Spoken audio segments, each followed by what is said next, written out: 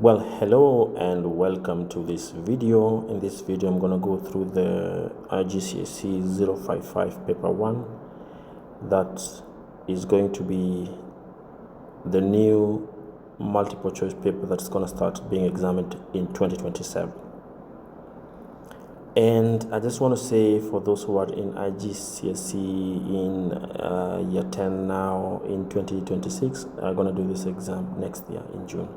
So there's been some changes, and previously the MCQ had 30 questions, but right now the next MCQ is going to be 40 questions. So paper 1 is going to change, and then paper 2 previously was out of 90 and is going to be out of 80. All of them still add up to the same 120, as you notice.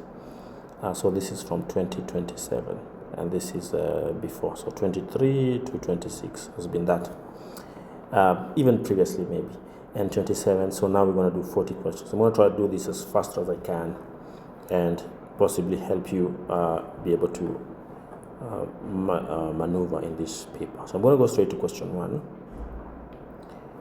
Our firm produces 2 types of battery. It supplies car batteries to firms that make electric cars and laptop batteries to firms that make computers. What is an example of the basic economic question, what to produce? So we know the 3 basic economic question is what to produce, so how to produce, and for whom. So just try to see which question falls under what. So how many car batteries and how many laptop batteries should be manufactured? This one looks very close, but let me just put a dot there. How many workers and how many machines should be used? This is answering how. What proportion of battery should be produced for export, and what for? This one is for whom. What proportion of recycled material should be used in the manufacturing, and this one looks like how to produce. So I think for question 1 the answer will be A. What is a free good? This one is easy, we've done this before. It's any good with no opportunity cost. So the correct answer there will be C. What factor of production is rewarded with rent? That will be land. So question 3 is D. Let's move on to 4. Alright, I'm going to try to make this smaller so that you can see the question and the graph. The diagram shows the demand for smartphones. The initial demand curve is given by D1, so this is the demand curve, and the initial equilibrium is E1. Data for internet access has to be purchased separately. Okay. What is the effect of an increase in the price of data for internet access on the demand for smartphones? So this is a complementary good because they are used together. So this is a complementary good, and we know if the price of a complementary good increases, demand for our good is going to decrease. So it's going to be a shift of the demand curve, and this shift is going to be a shift of the demand curve, and it's going to shift to the left. So possibly the demand curve is going to shift to D3. So a shift of the demand curve to D2, no, this one is shifting there, and a shift of the demand curve to D3, that will be the one. So these other ones are wrong. So let's go to question 4. The initial supply curve for a firm is S1, as shown on the diagram. Okay. What will cause the supply curve to shift to S2? Okay, let me make this a bit bigger. So you know the supply curve is shifting to the right, so this is an increase in supply. Okay, so for question 5, an increase in the number of sick days. This one, no. An increase in the cost of training workers. This is an increase in cost of production. An increase in the productivity of the firm's workers. This one is a possibility.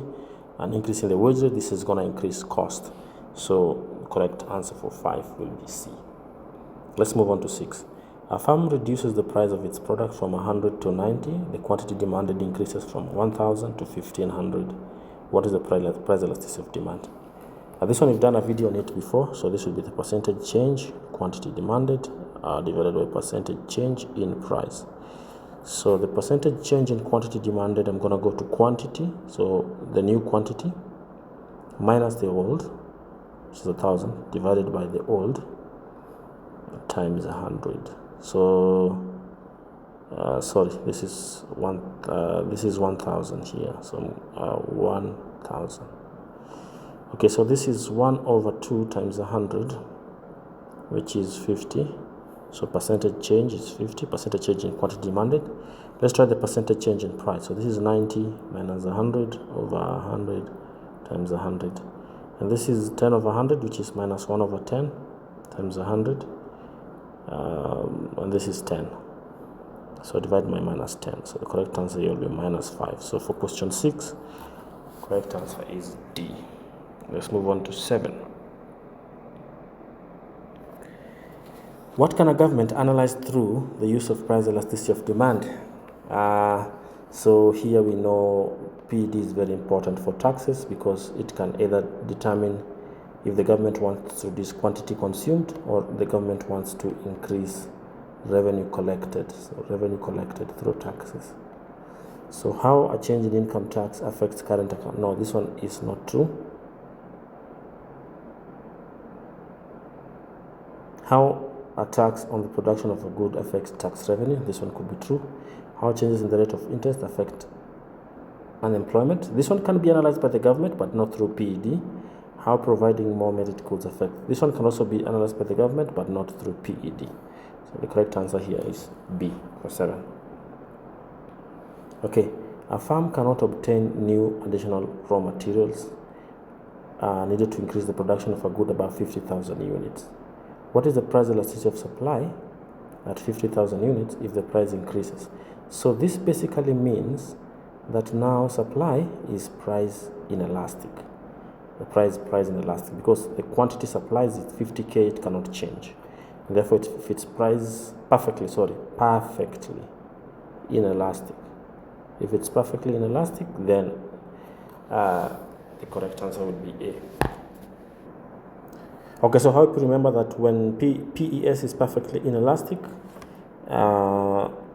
if you try to calculate the PES, you get 0 divided by something, which is just 0.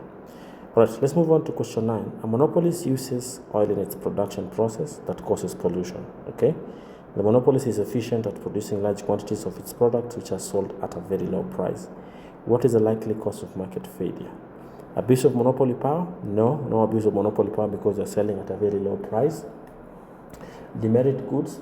They're probably not producing demerit goods because they're producing large quantities of this product and it's selling it at a low price. So possibly these are not demerit goods because demerit goods would be sold at a high price, possibly. There's economies of scale? No, but maybe external costs of production, which is the pollution.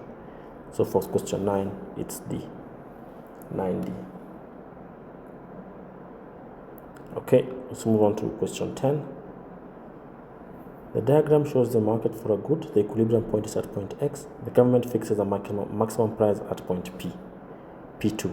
So this is the maximum price. So the maximum price is usually below the equilibrium, so it's correct. So what's going to happen here is that it's going to be a shortage. What will happen in the market as a result? So there's going to be a shortage, which is right here. So this is a shortage. It's also called excess demand. So for that question, I'm going to say C for question 10. All right, let's move on. What function does a central bank provide that a commercial bank does not provide? Acting as a government's bank, so that's true. Dealing with foreign exchange. So this one can be done by a commercial bank. Providing loans to the public. This one can also be done by a commercial bank. Providing saving accounts for the public. This one can also be done by a commercial bank. So the correct answer for 11 would be A. Let's move on to 12. Which group of people is most likely to save the largest proportion of their income? Okay, middle-aged people. Okay, and people earning minimum wage, these ones are unlikely to save because they spend most of their money. People with young children, this one's also their expenditure is very high. And the young people definitely do not save. So middle-aged people are likely to save because their income is high, possibly. So they have high income and they are also saving for retirement. So they are also saving for retirement. So that's why they could save a lot. So those people are likely to save more. So let's move on to 13. When would a trade union be least likely to achieve an increase in the wage rate of its members? So when a competitor firm successfully introduces a substitute product, This is a possibility. Let me just put a dot on it there and then I'll think about it. When labor costs of a firm are a low percentage. So this one is very okay.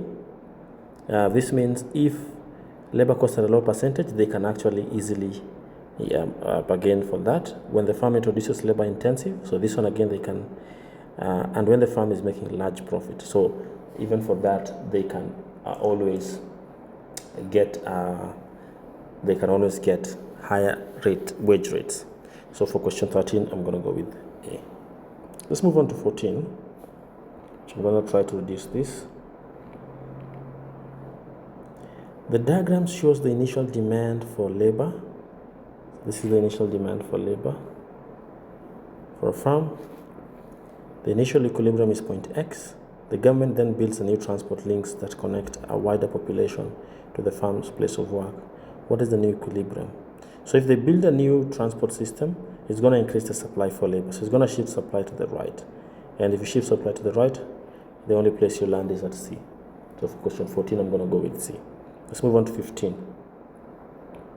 Okay, so which disadvantage is likely to result from increased division of labor within manufacturing? Disadvantage of division of labor is usually that workers have one skill, so they only become good in one skill, and also it can be boring. It's very boring. So let's look for something that says any of those things. Consumers, there are more handmade products. This is an advantage. There's an increase in the quality of goods. That's not a disadvantage. Job security will increase. That's an advantage. For an employee, the nature of their work is less varied. So that's what's called boredom.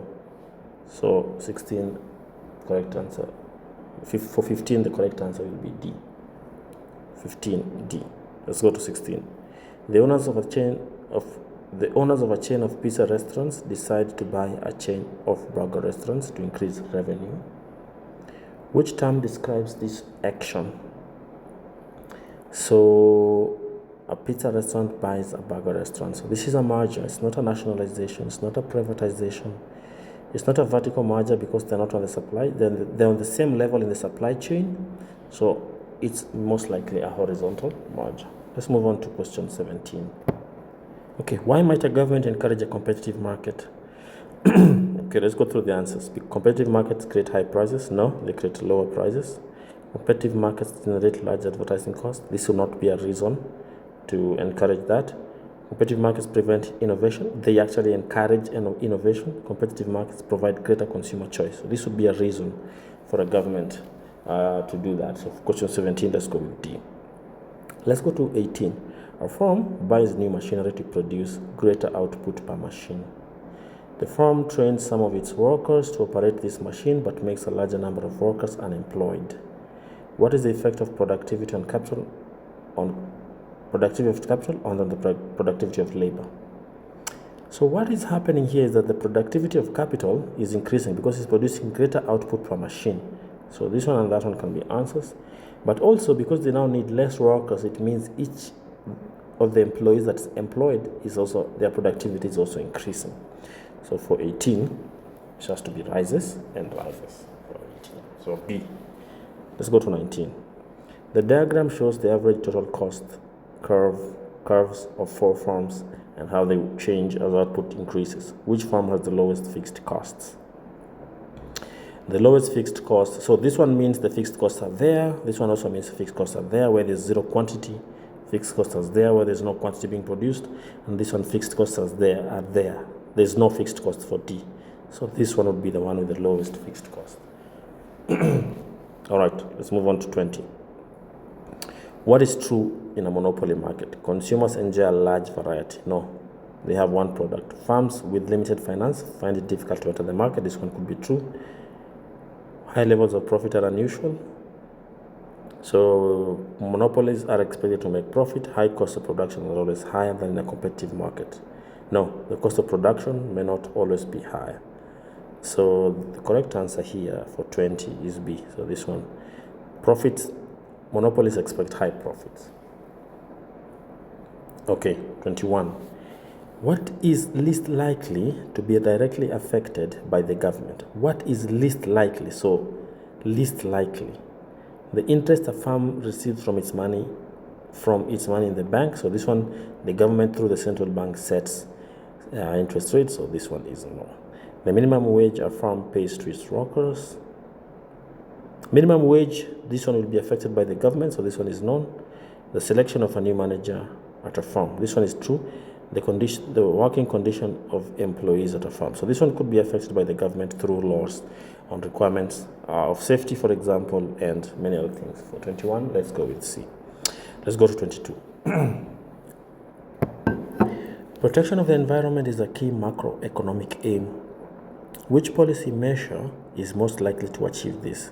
So protecting the environment. So deregulation that allows factories to be built in rural areas. This one is going to degrade the environment more. Investment in transport infrastructure that increases tourism. Tourism is known to contribute to degradation of the environment. Regulation that bans driving of cars in city centers. This one could be true. Subsidizing coal power to meet, no. So the correct answer for 22 will be C. This one is out. Okay, let's move on to 23. The table below shows the government's revenue from taxation. So there's tax on company profits, income tax, import duty, and tax sales tax. What is the total amount raised by indirect taxes? So indirect taxes here would be taxes that are not paid. So taxes that are paid by the producer and can be transferred. So I think that would be that and that. So these two would be direct taxes. So these are direct taxes. And that would be 23 would be B. So 23B. Okay, let's move on to 24. The table below shows the latest statistics for an economy. So exports, imports, government expenditure, government revenue. All right. What is the government's budget position in terms of deficit or surplus? So it's a budget position. So if it's a budget position, we're only going to take the revenue and the expenditure. So 400 is the revenue and 550 is the expenditure. So this government has a negative of 150, a deficit of 150 billion. The correct answer there will be B, a deficit of 150 billion. 25. What is the most likely result of a fall in interest rates? Okay, so interest rates go down. So this one is going to decrease savings. So that one is true. A decrease in new bank loans. No, but more bank loans are going to be taken because now it's easier to pay. An increase in labor-intensive production. An increase in labor-intensive production.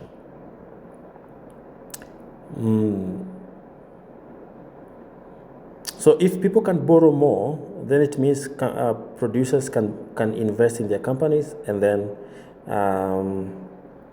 so they can buy machinery and all that, and therefore this one is not a possibility. An increase in relative poverty, because people have money now, they can get investments in farms can occur, people can get jobs, so this one is not likely to occur. So for question 25, the most likely result would be a decrease in household saving. People want to save when interest rates are high. Okay, 26. What is a supply side policy measure that aims to increase economic growth? So supply side. So supply side basically we'll be talking about increasing workers, increasing training, market deregulation, things like that. So taxation, this is a fiscal policy. Retirement age, reducing the retirement age would actually decrease economic growth. Removing the limit on maximum working hours, this one is a possibility. Restricting land, this one, restricting land is going to cause a decrease in economic growth. So question 26, let's go with 6. Let's move on to 27. A government subsidized the building of new homes in rural areas to increase labor mobility. It also built a new school. Some people claim that these developments would take land previously used for farming. Which concepts are involved? Okay, government intervention, this one is there. Monetary policy, no, so forget about that. Market disequilibrium, no, we didn't hear anything about that. Economic growth, resource allocation. Okay, market prices, external benefits, monetary policies are no. Supply side policy, so this one is about increasing the labor. Factors of production, land has been mentioned. Opportunity cost, land that was previously for farming. So for question 27, the closest answer is D. Let's go to 28. What will limit the harmful impact of economic growth on the environment? So you want to limit harmful impact. Increasing clearing of forests? No. Increasing pollution as industry expands? No, this will not limit. Increased use of economies, oil and natural gas resources? No. Increased use of renewable energy sources. For 28, this one is going to likely limit. 29. Okay. What is not likely to cause a recession?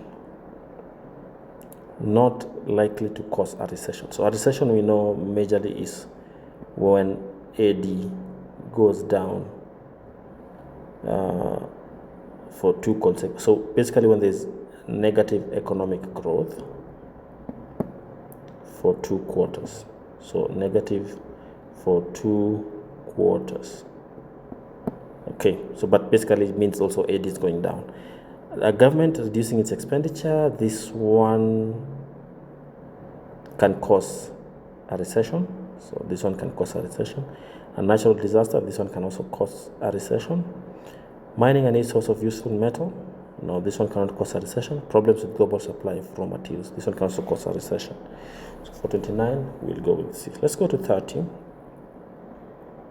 Okay, question 30 there. The table shows employment and inflation statistics for the US and Japan, and for the US, Japan, and Sweden for year 1 and year 2. So US, Japan, Sweden, year 1, year 2, year 1, year 2. What conclusion can be made from the table? In year 1, the same number of people are employed in Sweden and in Japan. Because these are percentages, we can't know the number, so this one is wrong. In year 2, the cost of living in US increased. Okay, let's look at the US. So the unemployment went down. So unemployment went down. So people have jobs. Some more people have jobs. Inflation. Inflation in the US in the year 1 was 5.6, and now it's 3.4. So prices are still rising.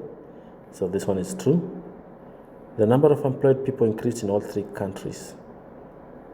Okay, let's look at unemployment. Unemployment was at a percent of, in year 1, 4.8, then 4.4. So this one, unemployment went down, and this one stayed the same. So this one is strong because of the US. Unemployment, and also they're saying the number, so we don't know the number. They would say the rate. The unemployment and inflation moved in the same direction in Sweden. So here unemployment is increasing, and here inflation is decreasing. So this one is wrong. So the correct answer for 30 will be B. All right, let's move on to 31. What is an example of frictional unemployment? This one is when people are looking for a job. Young people spending time to search for a job after finishing school. This one is possible. Young people taking a 3-month holiday. So this one is a holiday they are taking. Young people who cannot find a job because there's a recession. This would be another type of unemployment. Young people who have strong skills to work. This would be structural unemployment. So for question 31, I will go with A. Let's go to 32. Which combination of government policy measures is most likely to reduce unemployment? A combination of government policy measures that is likely to reduce unemployment. Increase in expenditure on healthcare and subsidies for capital intensive. So this one is going to cause more unemployment. An increase in expenditure on training and an increase in corporation tax. So this one, the increase in corporation tax is going to cause unemployment because companies will not want to hire when the taxes are high. An increase in import tariffs, okay, and a decrease in interest rates. This one is very likely. An increase in income tax and an increase in quotas on imported goods. So the increase in income tax is going to be a disincentive for people to work. So this one is very good. So if you put the import tariffs now, we are going to limit imports, and therefore these things can be produced locally, and therefore people will get jobs to produce those things. So for question 32, let's go with C for now. Let's go to 33. In the construction of the consumer price index, a total weighting of 1,000 is used. A weight of 200 is given to transport, and a weight of 100 is given to clothing. What must be true? The consumer prices are rising no. Consumers spend more on basic needs than on luxury goods. We haven't been told whether it's that here. Consumers spend twice as much on transport as they do on clothing. This one looks very correct. Transport has the greatest weight of all items. We don't know this one. So the correct answer for 33 will be C. Let's go to 34.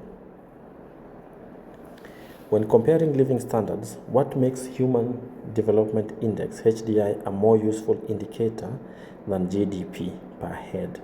So HDI covers more things. It covers more things than GDP. GDP is just the amount per person, but HDI will cover expected years of schooling, life expectancy, and so this one looks like the correct answer. HDI includes a range of measures. HDI includes the import and export of goods and services. HDI is directly linked to poverty reduction. HDI is measured in local currency. I think the correct answer here will be A. Let's move on to 35. The table below gives GDP, billions, population, thousands, GDP per head for selected countries in a year. Based on the data, which country has the highest standard of living? Okay, so that's GDP, population, GDP per head. Because you have these three, we're only going to look at GDP per head, and the correct answer here will be D. All right, let's move on to 36. We have 5 more questions. What is meant by optimum population? So the optimum population is at that point there, the highest point on this graph, and this is where these people are producing maximum output per person. So the correct answer for 36 will be D. Let's move on to 37. What is least likely to be found in a high-income country? So least likely to be found in a high-income country. Okay. A low GDP per head and a high level of car ownership. So this one is likely to be found, and this one is least likely. A low level of labor skills and a high level of employment. So labor skills are likely to be very high, so this one no. A low rate of adult literacy and a high level of absolute poverty. So this one is very unlikely to be found, both of them. So the correct answer, I think, is C. A low rate of population growth, that one is correct, and a high life expectancy. This one is also be found in a high-income country. Let's go to 38. What is not a reason for imposing international trade restrictions to protect consumers from high prices by domestic monopoly suppliers? So this is not a reason, obviously. I think the correct answer here will be A, but let's read through the others. To protect domestic producers from imported goods. So this one is called dumping. This one is a reason. To protect households from imported drugs. Yeah, this is good. To protect the environment from damage and encourage sustainability. This is also good. Okay, 39. The price of a good produced in the US is $10, and this good is exported to South Africa. The initial foreign exchange between the US and South Africa is $1 for 20 South African rand.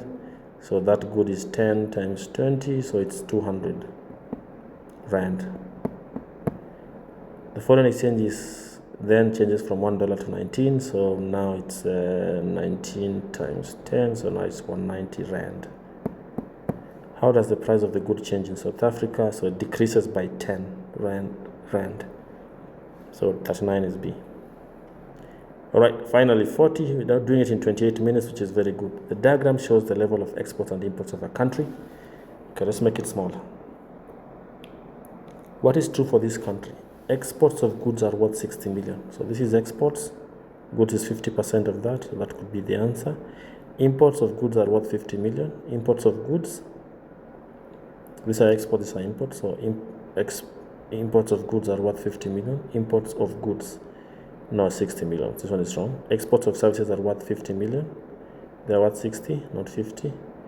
Imports of services are worth 60 million. Imports, 40 million. So that one is not true.